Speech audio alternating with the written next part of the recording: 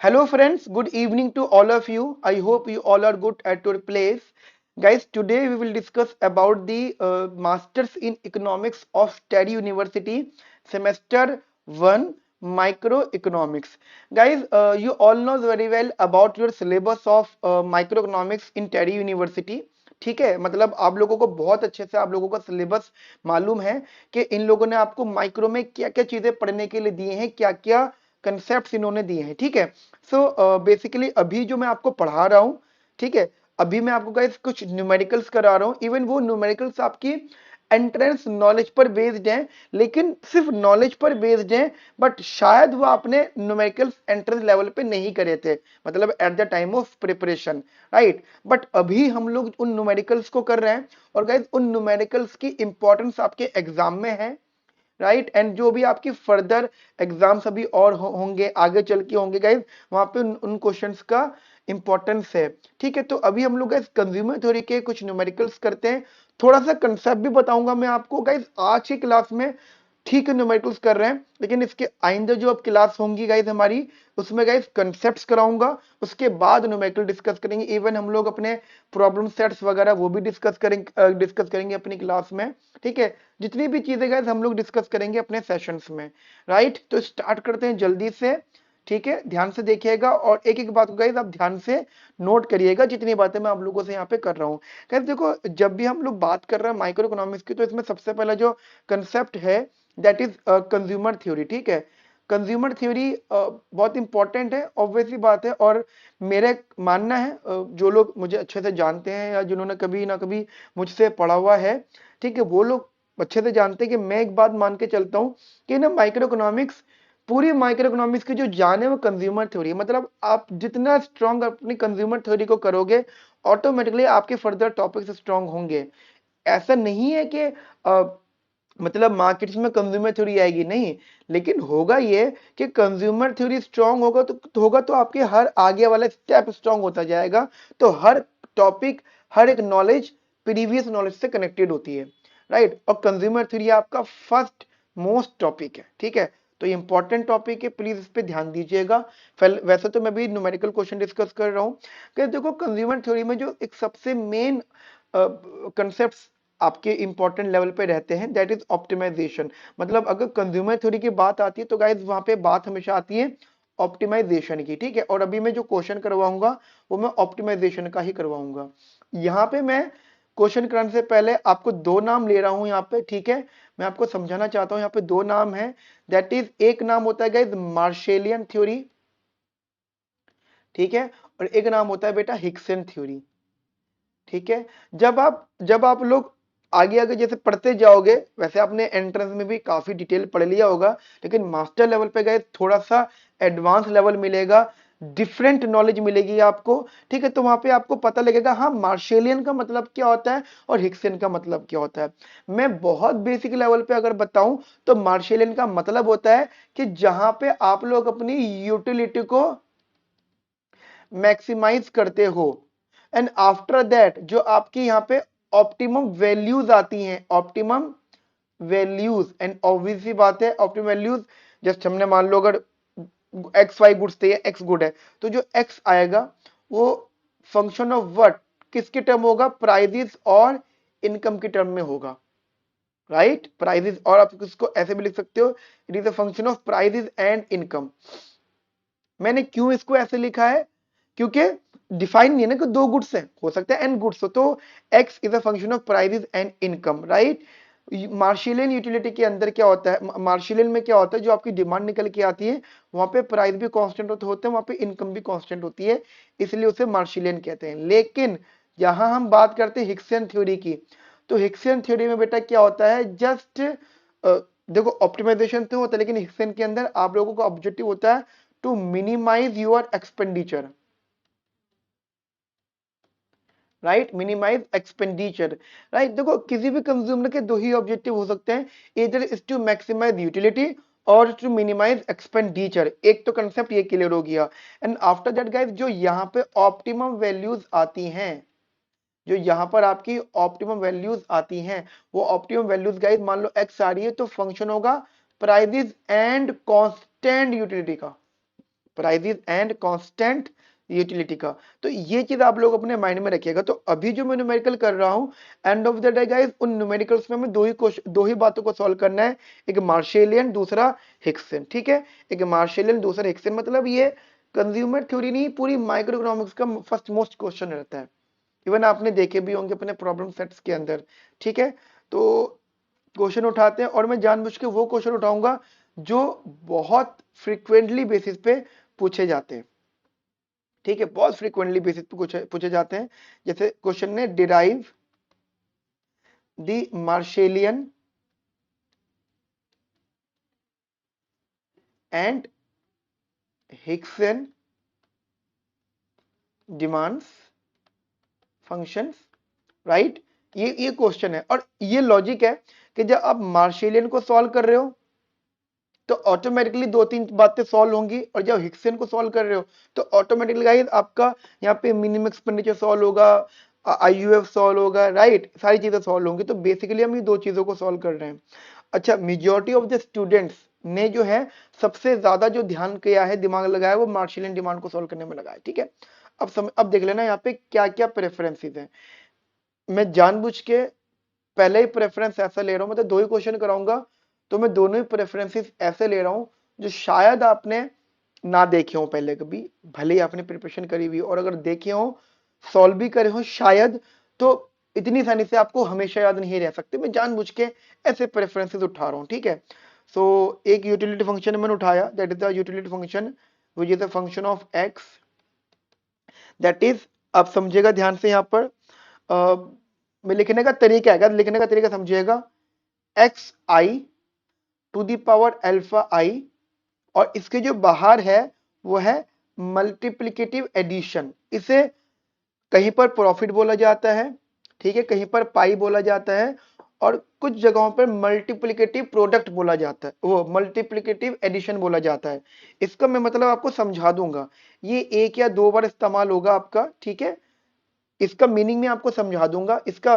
ठीक है, किस अगर ये कहीं पर देखो तो उसको कैसे सॉल्व करना है। जहां पर वो कहते हैं कि जो अल्फा है, where alpha I is positive, and the summation of alpha I where I is 1 to n is equals to 1। ठीक है, ये इन्होंने यहाँ पे बात बोली है। तो एक आपका प्रेफरेंस बेसिकली ये हो गया। दूसरा प्रेफरेंस है हमारे पास यहाँ पे second, that is utility is equals to X की पावर रो प्लस वाई की power rho to the whole power 1 में रो। ठीक है, और एक बात मैं आप लोगों को समझा देता हूं, मतलब इवन मैं आपको भी फिलहाल बता देता हूं कि ये जो प्रेफरेंस है पहला वाला, जो पहला वाला प्रेफरेंस है, लिख लेना, डिटेल हल्के हल्के समझ में आएगी, बट लिख लेना, इसको हम बोलेंगे कॉब डगलस। अब लो सर, कॉब डगलस ऐसा थोड़ी होता है, ऐसे ही होता है, ऐसे ही होता है। जो तुमने पढ़ा है कॉब डगलस, जो हम सब ने एंट्रेंस में हमने आपको पढ़ाया होगा, या जिससे भी आपने पढ़ा होगा, जो भी टीचर ने आपको पढ़ाया होगा, आपको टू गुड्स में पढ़ाया होगा, एक्स एंड वाई में, तो वहां पे जस्ट आ जाता है। ये जो है ये nth गुड है, this are the basically nth good. ठीक है, अच्छा, यहाँ पे जो रो है वो पॉजिटिव है। ठीक है, जो रो है वो पॉजिटिव है, और ये जो प्रेफरेंस है ये है constant elasticity substitution preference, that is CES function, constant elasticity of substitution। ये बेसिकली वहां का कंसेप्ट है। ठीक है, तो ये दो क्वेश्चन है हमारे पास में, हम इन पे बहुत अच्छे से ध्यान देते हैं, आप प्लीज इसको ध्यान से देखिएगा। ठीक है, सो गाइज अभी हम इस क्वेश्चन को सॉल्व कर रहे हैं। ठीक है, अच्छा, मैंने यहाँ से खुद को हटा दिया है। ठीक है, क्योंकि मुझे स्पेस चाहिए, इतना एरिया तो मैं ही ले रहा था सॉल्व करने में, इतना सारा एरिया। ठीक है, तो मैं इस क्वेश्चन को सॉल्व कर रहा हूँ, जरा ध्यान से देखिएगा। दोनों क्वेश्चन गाइज आपके एग्जाम पॉइंट ऑफ व्यू से बहुत बहुत ज्यादा इंपॉर्टेंट है। तो पहला क्वेश्चन मैं ये वाला ले रहा हूँ जो कि सीक्वेंस में दे रखा है। मैं utility which is a function of x, utility which is a function of x is equals to xi alpha I with the multiplicative addition। इसका मीनिंग आप समझ लो, मैं आपको समझा देता हूं यहाँ पे इसका मीनिंग। देखो, मैं आपको जैसे कि अगर आप इस चीज को ध्यान दे, तो मैंने यहाँ पे इसको लिखा कॉब डगलस, आप इसी से समझ लो, अब इसी को बेस बनाओ। ठीक है ना बेटा, अगर आपने इसको कॉब डगलस प्रूफ कर दिया, तो आप इसको अच्छे से समझ सकते हो। देखो मैं आपको एक बात समझा देता हूँ। देखो ये जो एक्सपेंशन है ये क्या है, मल्टीप्लिकेटिव एडिशन का मतलब क्या होता है। अब एक चीज ध्यान से देखो, ये क्या है, एक्स आई, ठीक है, और इसकी पावर क्या है, अल्फा आई, और ये आई की वैल्यू 1 to n जा रही है, तो इसको लिखने का तरीका होगा। अगर ये समेशन होता तो ऑब्वियसली बात है x1 plus x2 plus x3 ऐसा ऐसा आता, लेकिन ये समेशन नहीं है, ये मल्टीप्लिकेटिव समेशन है, राइट। मल्टीप्लिकेटिव समेशन मतलब आपको वेरिएबल्स को मल्टीप्लाई करना है और एक्सपेंड करना है, और साथ साथ पावर्स को भी एक्सपेंड करना है। देखो ऐसे, अब ऐसे समझना मैं क्या कह रहा हूं। जैसे मैं इसको लिख रहा हूं तो ये आ जाएगा अल्फा 1, सॉरी x1 की पावर अल्फा 1 डॉट x2 की पावर अल्फा 2 डॉट x3 की power alpha 3 and till xn की पावर अल्फा n, राइट। ये जस्ट कुछ इस तरीके से वैल्यूज आपकी आ जाएंगी, ये आपकी बेसिकली यूटिलिटी है, ठीक है। मैं टेक्निकली आपको एक बात समझा देता हूं, ये आपका क्यों कॉब डगलस की तरह दिखता है, क्योंकि मुझे दिखता है ये, वो इस वजह से, जरा आप ऐसा समझ लीजिए। देखो हम लोगों ने कॉब डगलस क्या सीखा है, पहले अगर मैं आपको जस्ट अच्छे से समझा दूं या बढ़िया से समझा देता हूं। हम लोगों ने गाइस कॉब डगलस क्या सीखा है,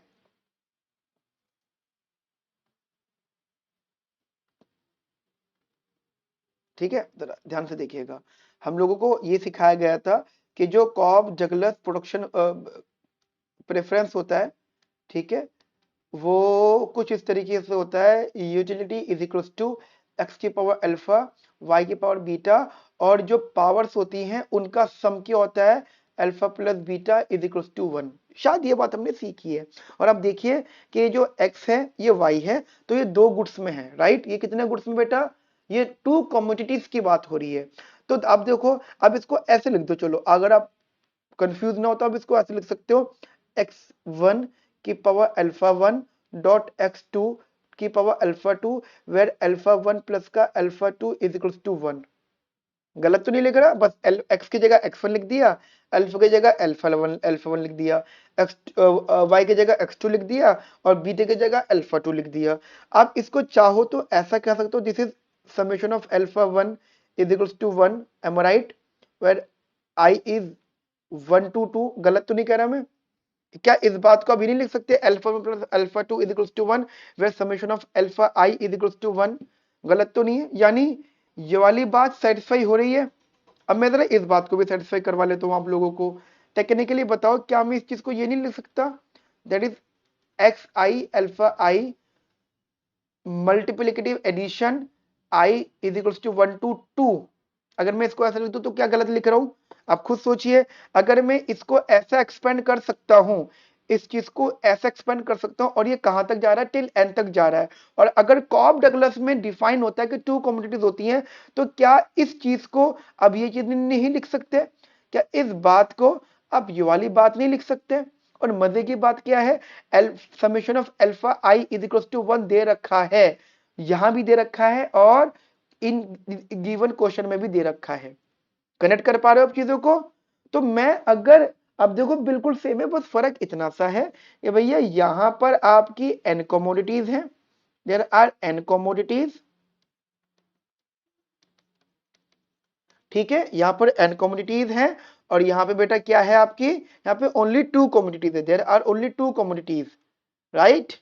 आई hope you all are good, all are basically with me here, right.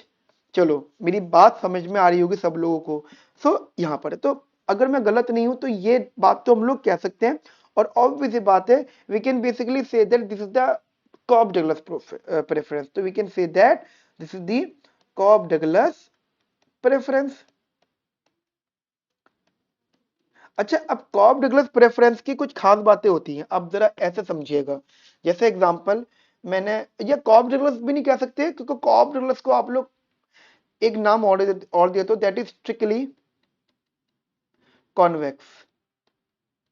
क्योंकि प्रैक्टिकली तो स्ट्रिक्टली कॉन्वेक्स प्रेफरेंस है, कॉब डगलस तो उसका नाम है। जैसे जैसे एग्जांपल, आपका कोदाइलिनर होता है, वो भी स्ट्रिक्टली कॉन्वेक्स प्रेफरेंस होता है, लेकिन उसका नाम कोदाइलिनर होता है।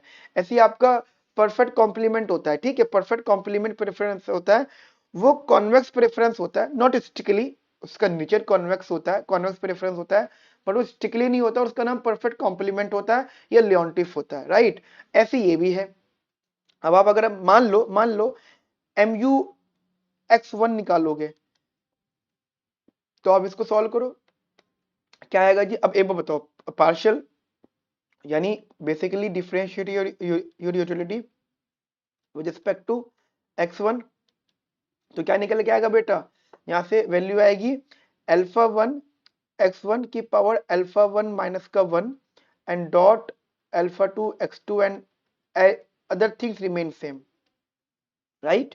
Other thing remain same. ये आपने mu x1 निकाला। सिमिलरली अगर आप mu x2 निकालोगे, mu x2 निकालोगे तो वो भी सेम आ जाएगा। फर्क क्या होगा, x1 सेम रहेगा, यानी पार्शियल कर रहे हो आप लोग, अल्फा 2 x2 यानी ऐसा हो जाएगा, मतलब आसान कर देता हूँ, x1 अल्फा 1 अल्फा 2 x2 की पावर अल्फा 2 माइनस का 1 एंड x3 अल्फा 3 and till alpha N, sorry X N की पावर अल्फा एन, राइट। ये एक आगे, मतलब ये आप जैसे जैसे x1 x2 x3 करते जाओगे वैसे वैसे बात आगे बढ़ती जाएगी, और कहीं ना कहीं आपका रैंडमली बेसिस पर कहीं सॉल्व करते करते बीच में कहीं ना कहीं MUXI आएगा, ठीक है।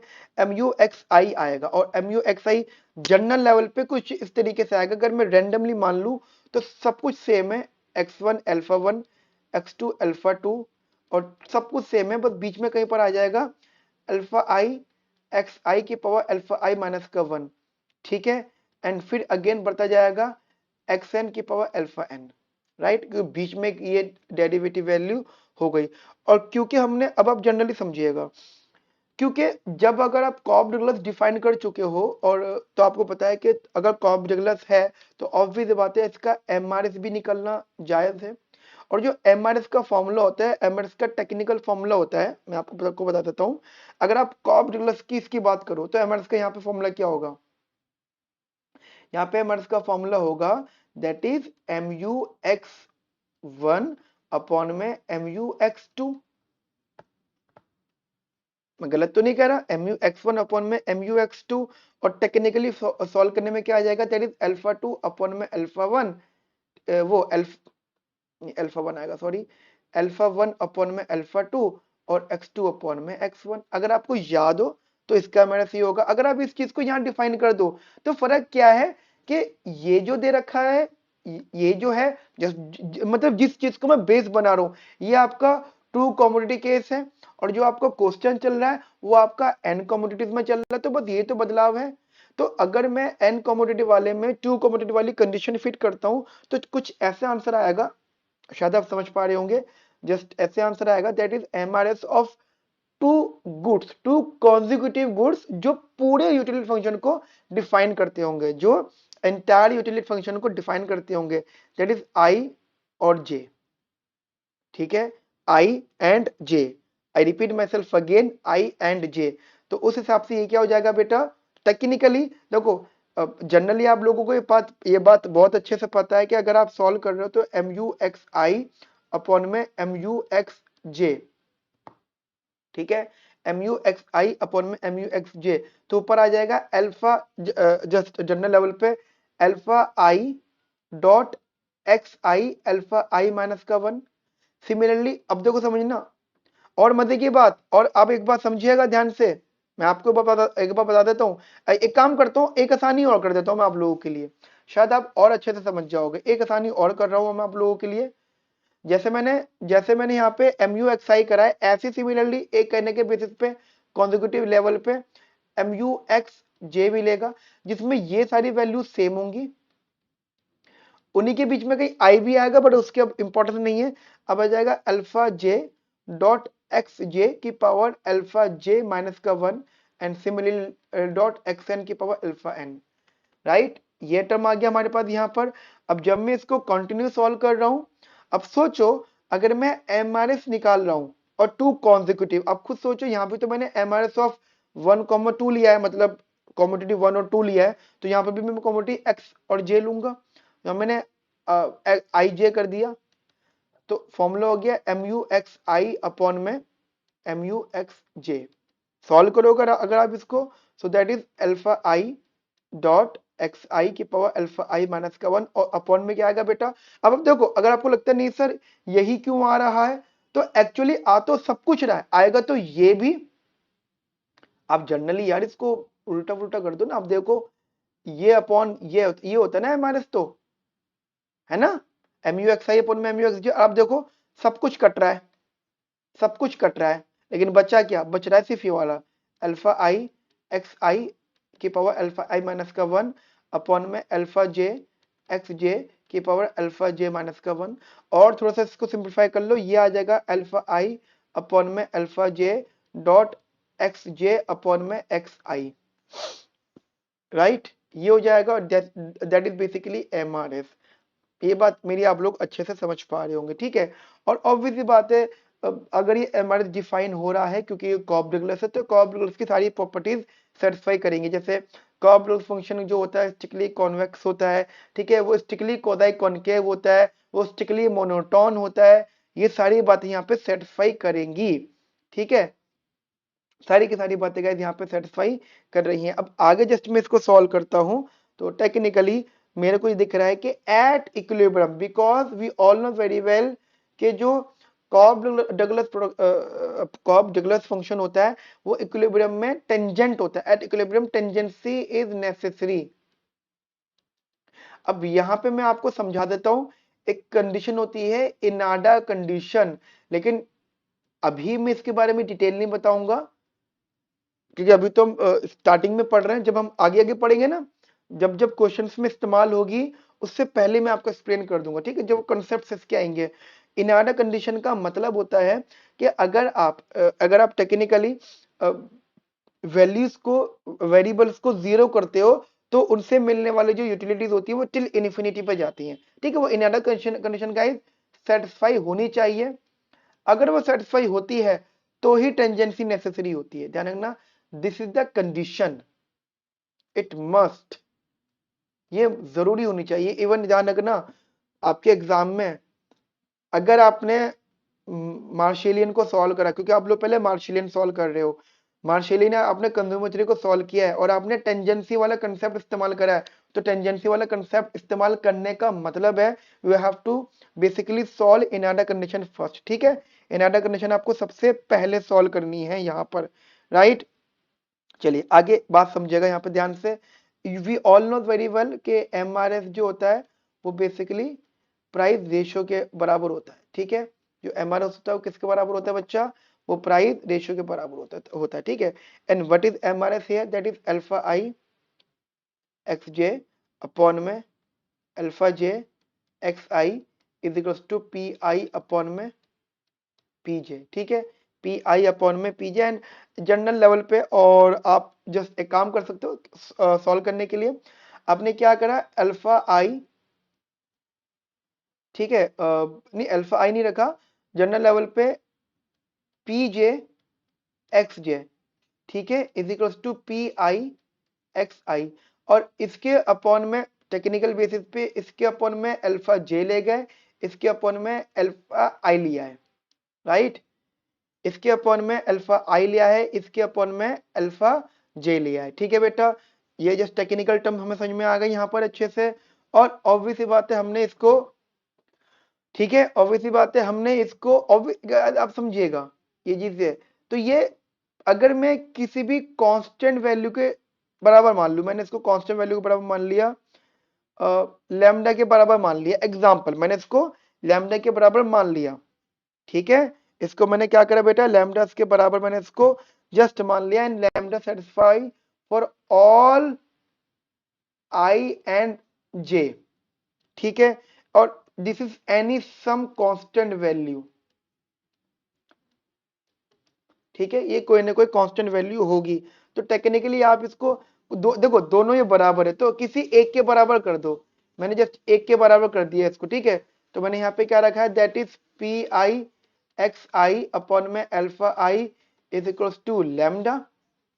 एंड फिर मैं वहां ले गया इसको, p I x i is equals to lambda dot alpha i cross multiply कर दिया।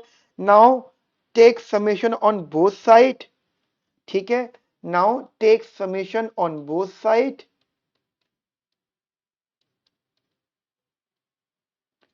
On both side.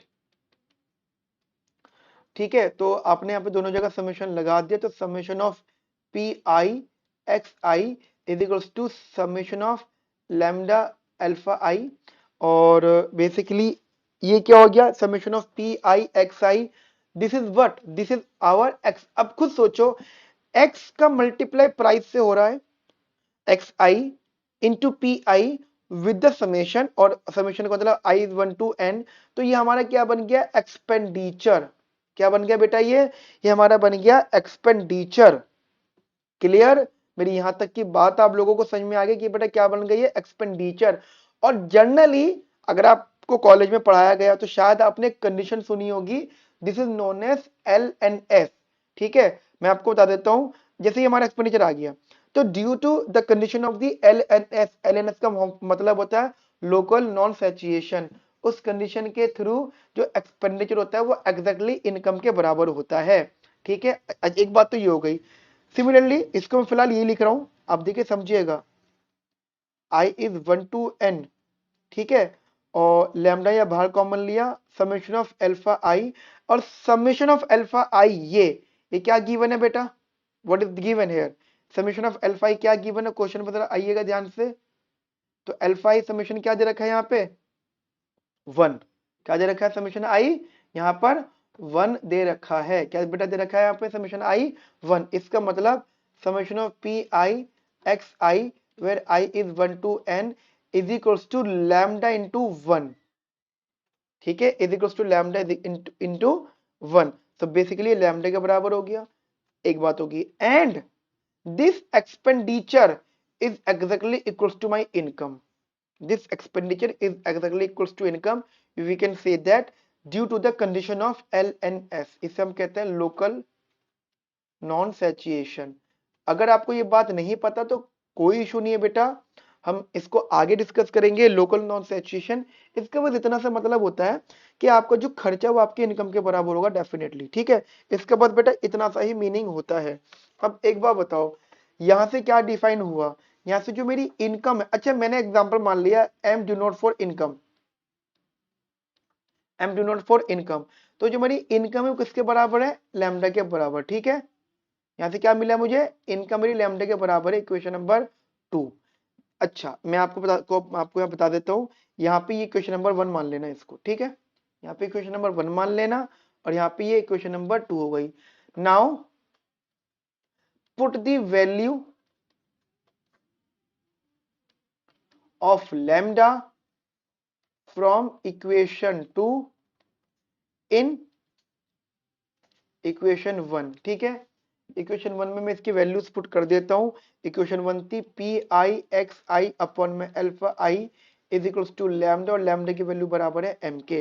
M right here, now you can say that p I x I upon में alpha I is equals to m, and you can say that the value of xi is equals to alpha I m upon में pi।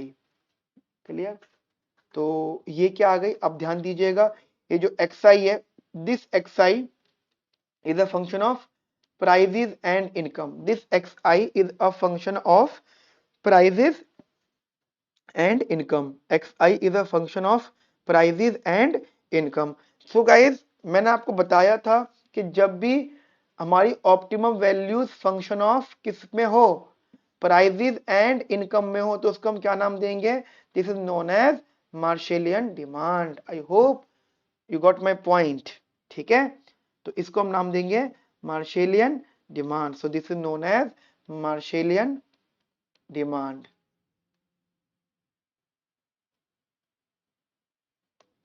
ठीक है, मार्शेलियन demand.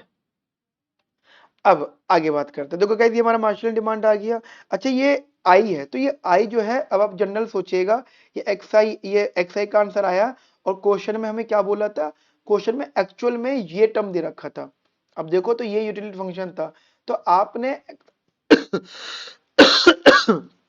X आई को solve किया है जो आपकी सारी यूटिलिटी को डिफाइन कर रहा है, एक्सरसाइज को डिफाइन कर रहा है। ठीक है, वो कंप्लीट यूटिलिटीज को डिफाइन कर रहा है। So this is known as Marshallian demand. Now हमारा एक पार्ट सॉल्व हो गया।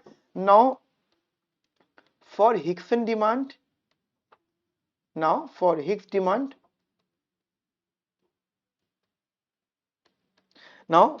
demand, बेसिकली गाइस यहाँ पर हमें क्या सॉल्व करना है, आप सबको बहुत अच्छे से पता है। हिग्स डिमांड के लिए हमें दो चीजों की जरूरत है। सबसे पहले हमें चाहिए होगा indirect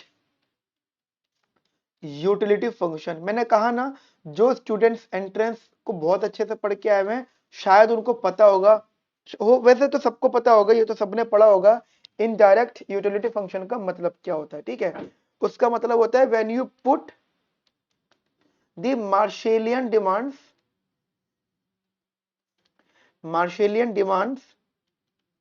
in the when you put the Marshallian demand in the direct utility function, when you put the your Marshallian demand in the direct utility function, and what you have basically a utility function, आप लोगों के पास क्या है utility function, that is this। ध्यान से देखना, सिर्फ लिखने का तरीका है, बाकी कोई बदलाव नहीं है। बस आपको क्या करना है, आपके पास जो डिमांड सही है एक्स की, वो पुट कर देनी है, और वो क्या आती है, that is alpha i m upon में पी आई। वो आप उठा के यहाँ रख दो, और आप अगर बेटा यहाँ पे रख दोगे उन वैल्यूज को, देन ऑब्वियस सी बात है, now X is a function of prices and income, no doubt, is equals to this where I is 1 to n। ये पूरी वैल्यू x की जगह आपने रखा अल्फा आई एम अपॉन में P I to the power alpha आई। ठीक है, अब एक एक बड़ी इंटरेस्टिंग बात मैं आप लोगों से कर रहा हूं, जरा ध्यान दीजिएगा। देखो, इसकी इंपॉर्टेंस कहां कहां है, जहां जहां पर आई है इसकी इंपॉर्टेंस है, जहां जहां पर आई है इसकी इंपॉर्टेंस। अब जरा आप एक ही समझिएगा, अब जरा एक ही समझिएगा मैं क्या बोल रहा हूं।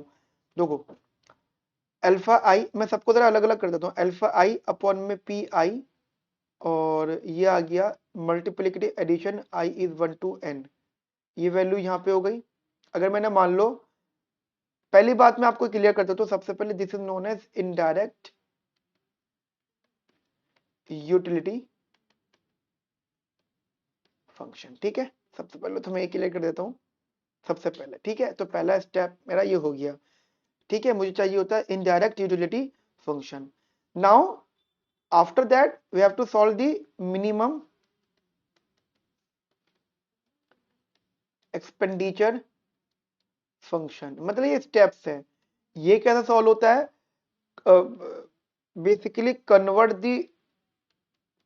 दी IUF into the income function.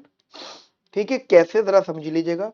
मेरे पास में यू, ये बेटा यू बार है, मेरे पास ये यू बार दे रखा था फंक्शन ऑफ प्राइस और इनकम का, ये कुछ ये दे रखा था आई इज 1 to n, और where alpha I into M upon में पी आई की to whole power alpha I. मैंने क्या करा, यहां से मुझे m इज इक्वल टू करना है, राइट। मुझे यहां से क्या करना है बेटा, m इज इक्वल टू करना है।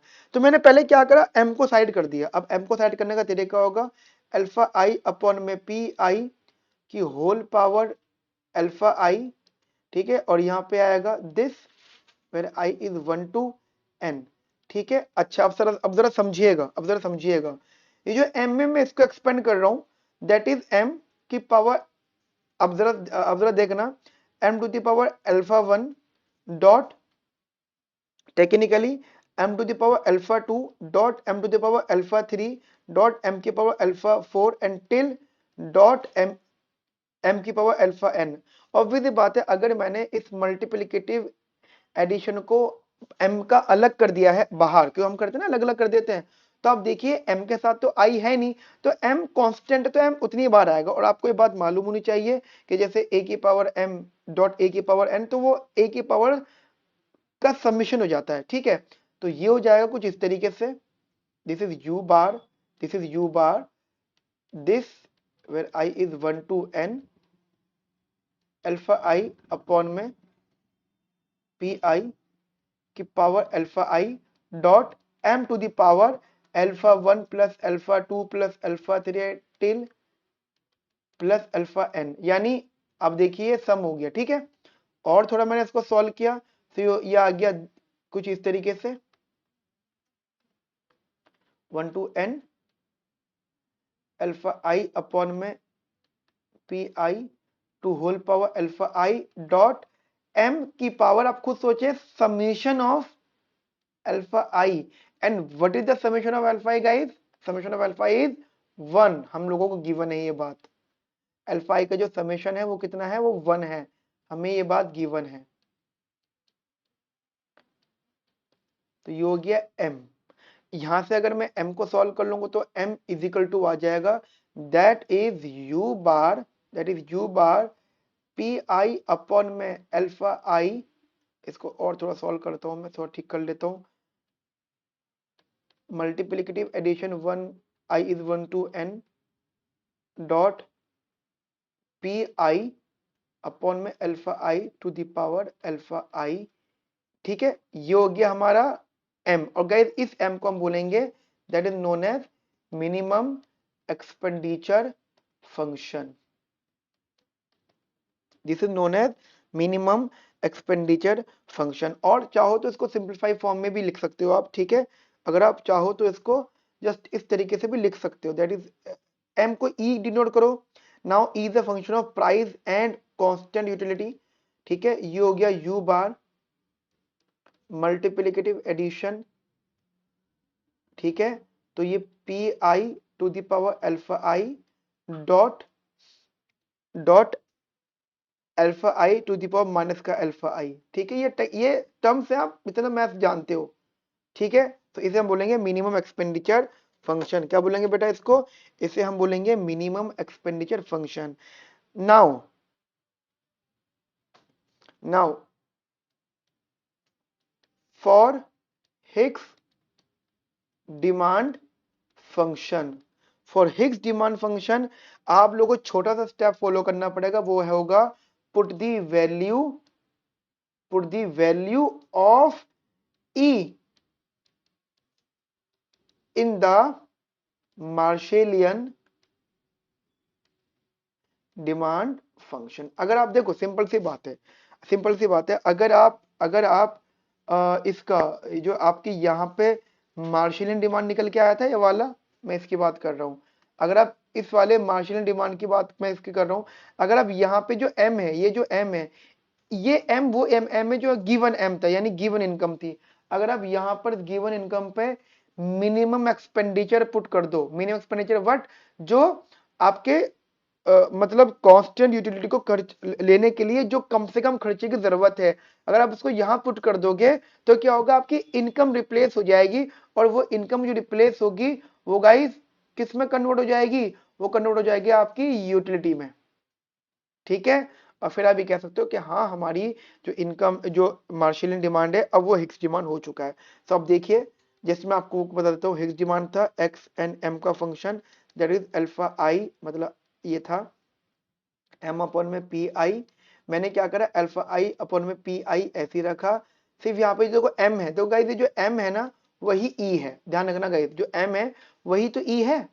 आप देखो, ये तो मैंने बनाया था, इसी एम को तो मैंने ई बनाया है, तो जो एम है वो ई है, राइट। तो अगर मैंने यहाँ पे रख दिया अल्फा आई अपॉन में पी, अच्छा ऊपर रख दिया मैंने अगर इसको, तो क्या वैल्यू आएगी बेटा यहाँ पे? टेक्निकली अगर आप देखिएगा तो ये वैल्यू पूरी की पूरी आ जाएगी यहाँ पे, that is U bar multiplicative addition 1 to n P I alpha I dot alpha I to the power minus का अल्फा आई, ठीक है। तो ये गाइस आपकी यहाँ पे वैल्यू आ गई। तो बेसिकली यहाँ पे आपका Higgs demand, so this value now, अब देखिएगा, अब क्या ये इनकम का फंक्शन है? जैसे पहले इनकम का फंक्शन था, when you replace it by e, तो अब जो हमारा एक्स की डिमांड आई है, एक्स आई, वो आया प्राइस एंड यू बार का फंक्शन, ठीक है। तो ये यही वैल्यू आ गई गाइस। तो हमने यहाँ पे भी वाला क्वेश्चन सॉल्व किया। अब देखिएगा कितना बड़ा क्वेश्चन है, और ये इंपॉर्टेंट क्वेश्चन है। इस एक क्वेश्चन ने आपको काफी सारी नॉलेज दे दी है, ठीक है, ठीक है। अच्छा, अब इसमें एक क्वेश्चन है, तो ये जो अगला क्वेश्चन मैंने लिखा था, ये कहता आपकी कंटिन्यूअस क्लास में रहेगा, ठीक है। ये वाला जो क्वेश्चन मैंने यहाँ पे लिखा था, ये वाला जो सेकंड क्वेश्चन है ये आपकी कॉन्टिन्यूस क्लास में रहेगा। तो अभी आज की क्लास हम लोग इतना रखते हैं। आई होप आपको ये बात मेरी समझ में आ गई होगी। ठीक है guys, okay friends, have a nice day, thank you, bye bye, take care.